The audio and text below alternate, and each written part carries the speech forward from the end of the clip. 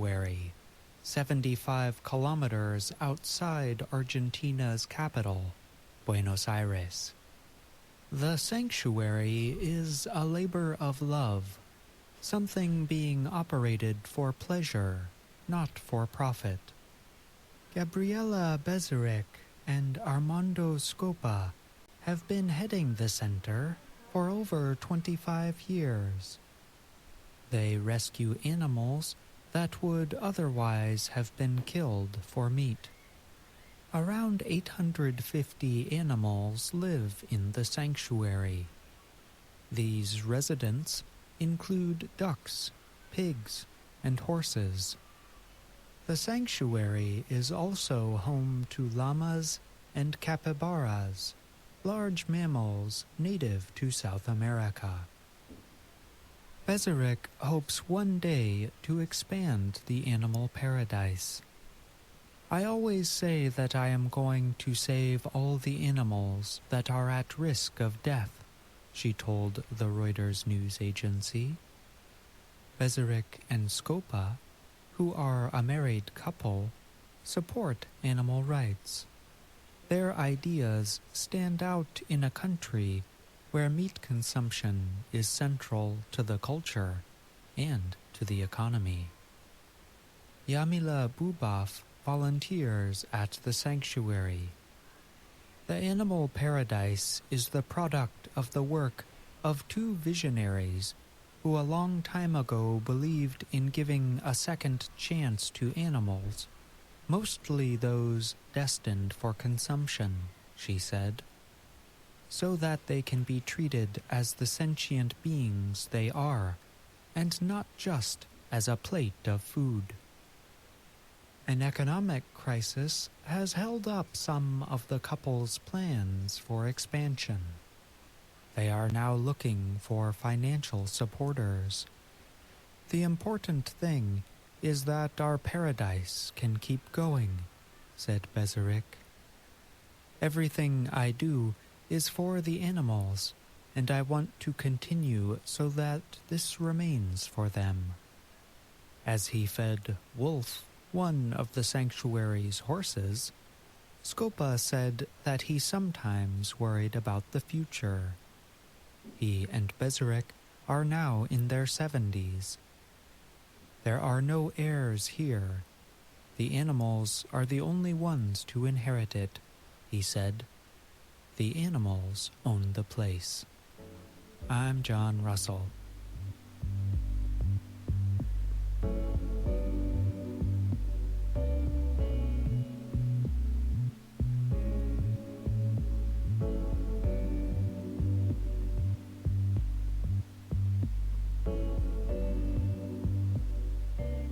A new study on people who eat red meat has found they have higher risks of heart disease and early death. The finding goes against other recent research that suggested removing meat from one's diet has few health benefits. The two opposing findings can make it difficult for people to make sense of what can seem to be conflicting messages on food, noted Dwayne Miller. He is a dietitian at Aston University in England. Miller was not directly involved with either study, but he and other researchers say that after examining research on the subject, moderation may be the best way forward.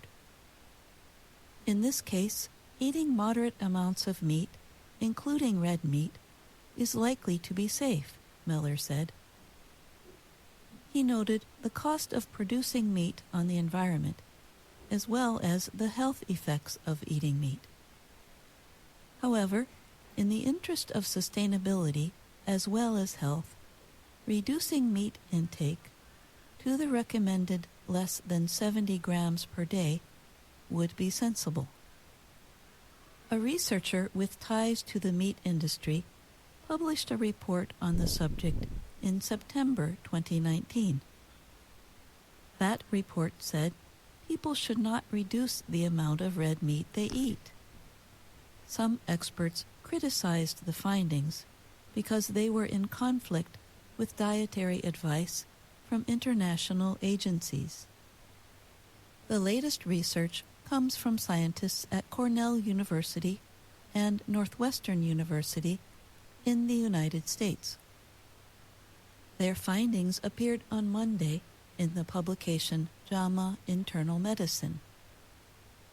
The scientists found that eating 2 servings a week of red meat, processed meat, or poultry was linked to a 3% to 7% higher risk of heart disease.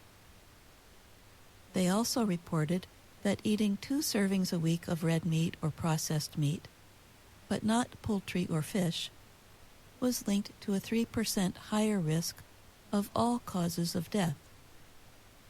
Norina Allen was a co-leader of the latest study. She said, "The health risk is small, but people should try to change their diet. It's a small difference, but it's worth trying to reduce red meat and processed meat." She added that eating red meat is also regularly linked to other health problems like cancer. Allen is an associate professor of preventive medicine at Northwestern. The World Cancer Research Fund says red and processed meat may cause cancer. It advises eating only moderate amounts of red meat with an upper limit of 500 grams cooked weight per week, and little, if any, processed meat. A group of experts writing in The Lancet in January suggested an ideal diet for human health and the planet. They said on average, adults should reduce the amount of meat they eat by 50%, and they should eat twice as much nuts, fruits, vegetables, and beans. I'm Jill Robbins.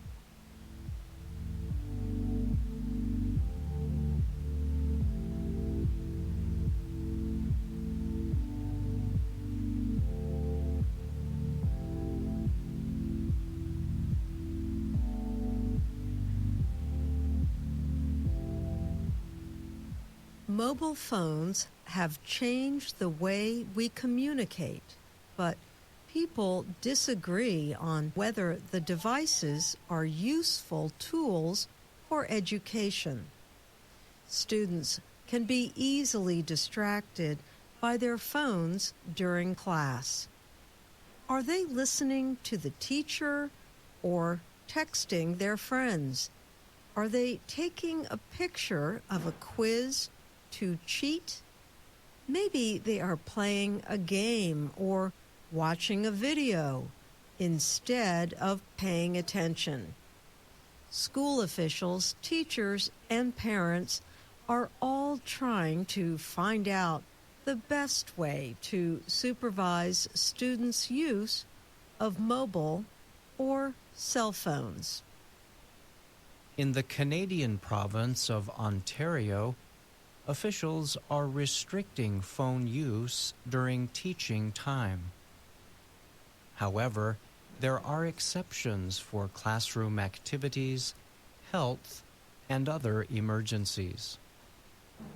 France passed a law in 2018 banning the use of cell phones in schools for students up to age 15, the age when they go to high school. Last July, California Governor Gavin Newsom signed a new law. It says state public and charter schools can ban students from using smartphones in class and at school.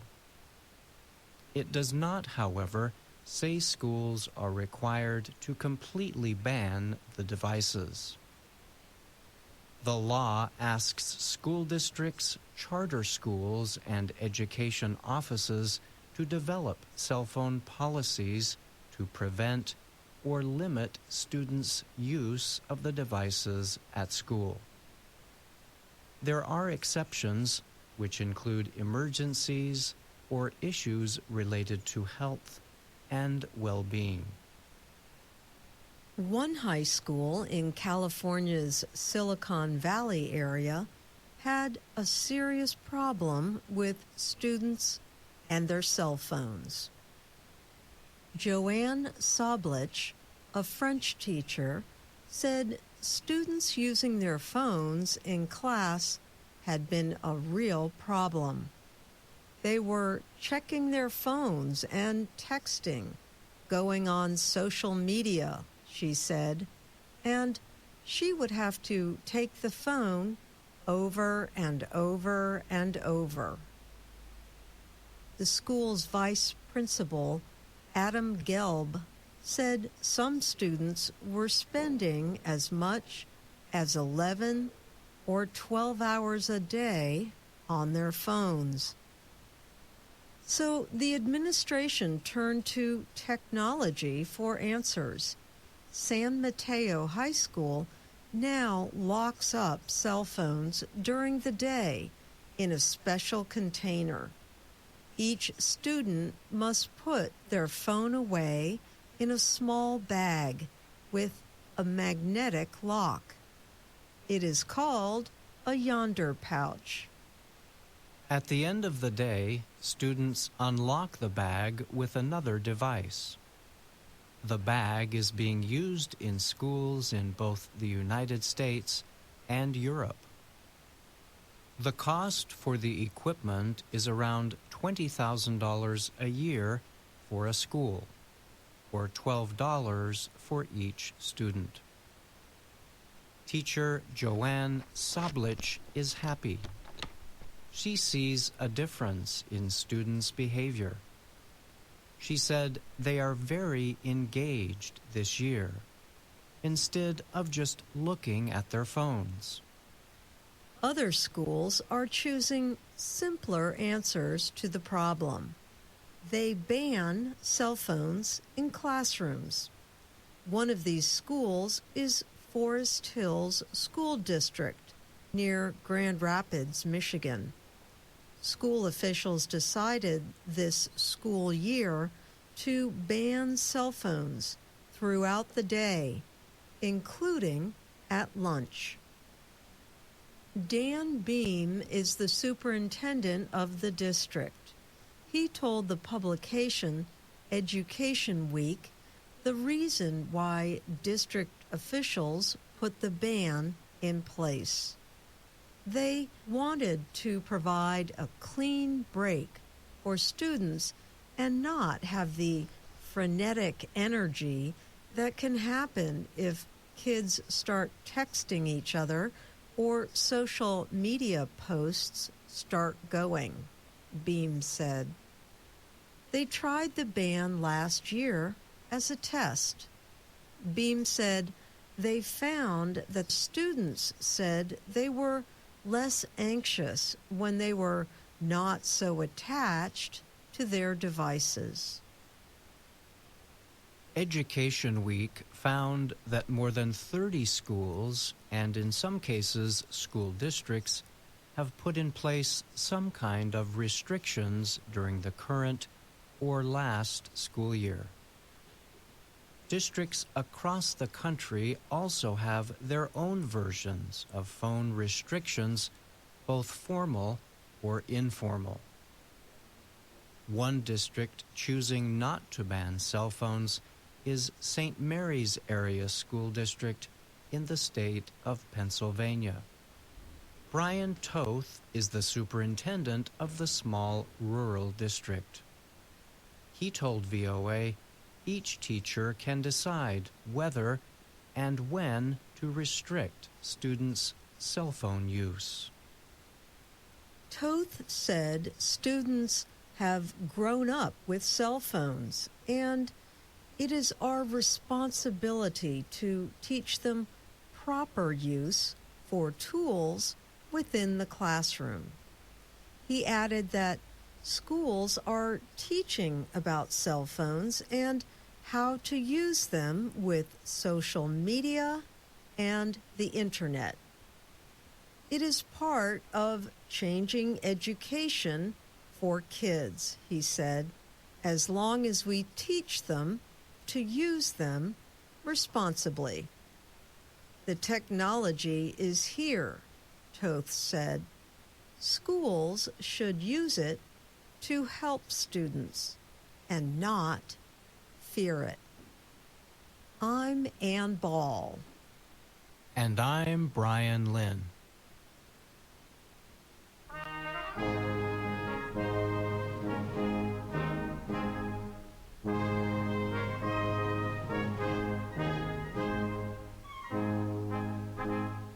Welcome to The Making of a Nation, American History in VOA Special English. Larry West and Tony Riggs continue the story of President Woodrow Wilson.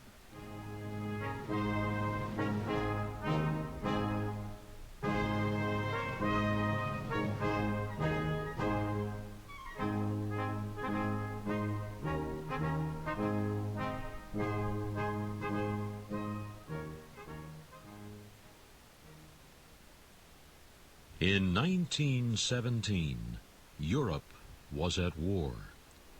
It was the conflict known as World War I.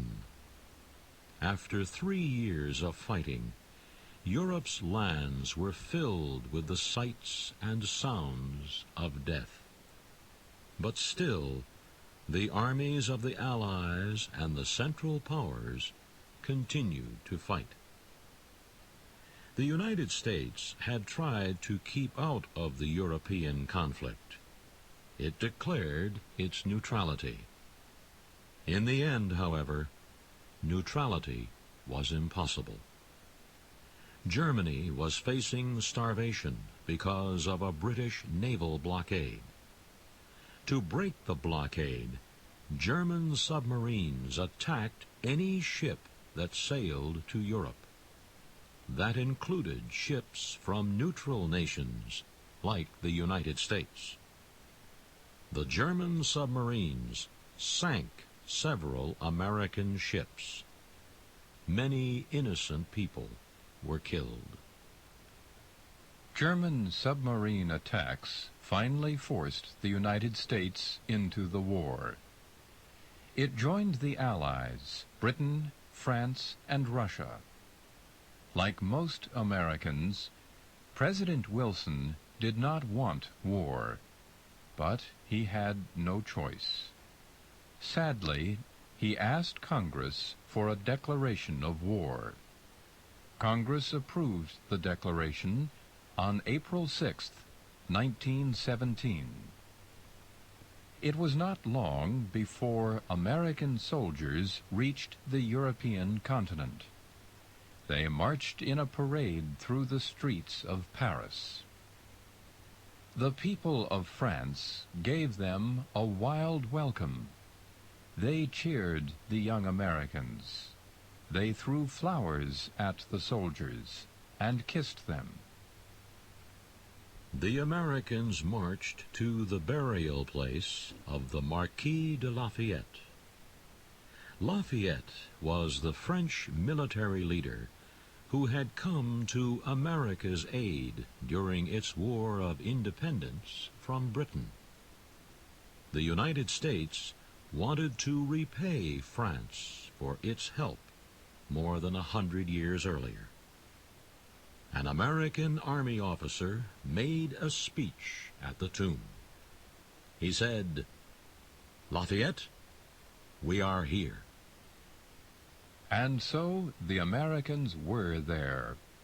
They were ready to fight in the bloodiest war the world had ever known. Week by week, more American troops arrived. By October 1917, the American army in Europe totaled 100,000 men. The leader of that army was General John J. Pershing. Pershing's forces were not sent directly into battle.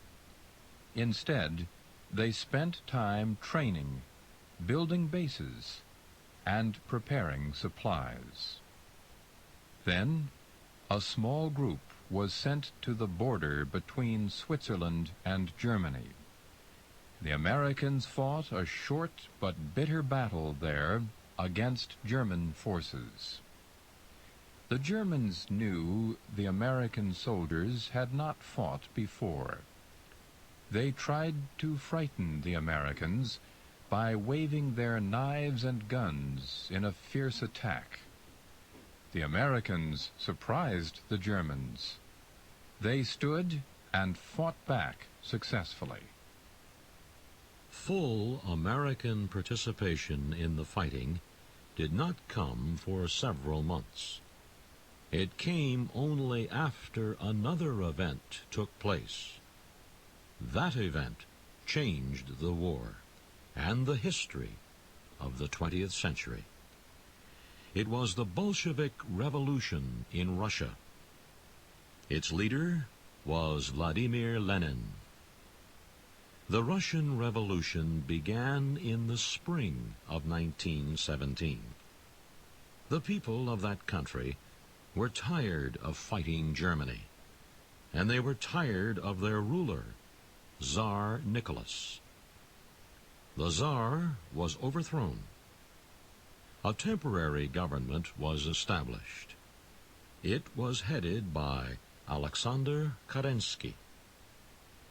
President Woodrow Wilson sent a team of American officials to Russia to help Kerensky's new government. The officials urged Russia to remain in the war. Under Kerensky, Russia did keep fighting, but it continued to suffer terrible losses. Many Russians demanded an end to the war. Lenin saw this opposition as a way to gain control of the government. So he went to the city of Petrograd. There he led the opposition to the war and to Kerensky. Night after night he spoke to big crowds. "What do you get from war?" he shouted. "Only wounds, hunger, and death." Lenin promised peace under Bolshevik communism. Within a few months, he won control of the Petrograd Soviet. That was an organization of workers and soldiers. Kerensky's government continued to do badly in the war. More and more Russian soldiers lost hope. Many fled the army. Others stayed, but they refused to fight. The end came in November 1917. Soldiers in Petrograd turned against Kerensky. Lenin ordered them to rebel, and he took control of the government within 48 hours. Russia was now a communist nation. As promised, Lenin called for peace. So Russia signed its own peace treaty with Germany. The treaty forced Russia to pay a high price for its part in the war. It had to give up a third of its farmland, half of its industry, and 90% of its coal mines. It also lost a third of its population. Still, it did not have real peace with Germany. The treaty between Russia and Germany had a powerful influence on the military situation in the rest of Europe. Now, Germany no longer had to fight an enemy on two fronts. Its eastern border was quiet suddenly. It could aim all its forces against Britain, France, and the other allies on its western border. Germany had suffered terrible losses during 4 years of war. Many of its soldiers had been killed, and many of its civilians had come close to starving because of the British naval blockade. Yet, Germany's leaders still hoped to win. they decided to launch a major attack. They knew they had to act quickly before the United States could send more troops to help the Allies. German military leaders decided to break through the long battle line that divided most of Central Europe. They planned to strike first at the north end of the line. British troops held that area. The Germans would push the British off the continent and back across the English Channel. Then they would turn all their strength on France. When France was defeated, Germany would be victorious.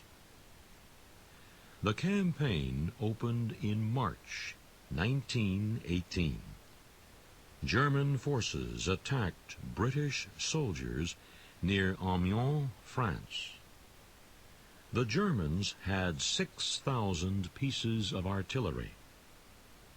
The British troops fought hard, but could not stop the Germans.